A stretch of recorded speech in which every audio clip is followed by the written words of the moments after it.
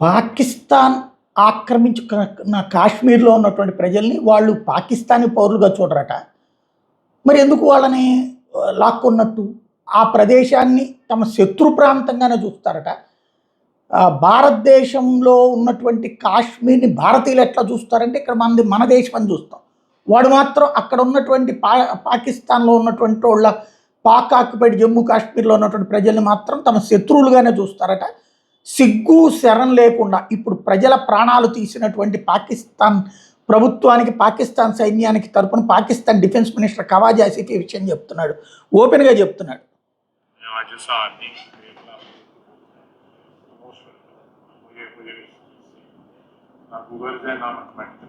Sir जो forces पे हमले कर रहे हैं लोग, फोर्सेस के जवानों को शहीद कर रहे हैं, आपके साथ डायलॉग होगा या नहीं जी मेरे भी ख्याल से डायलॉग होगा तो इस तरह मैं फिर दोबारा कहूँगा कि मैं వాళ్ళతో ఏం చర్చించరు, వాళ్ళ ప్రాణాలు తీయడానికి మాత్రం ముందుకొస్తారు.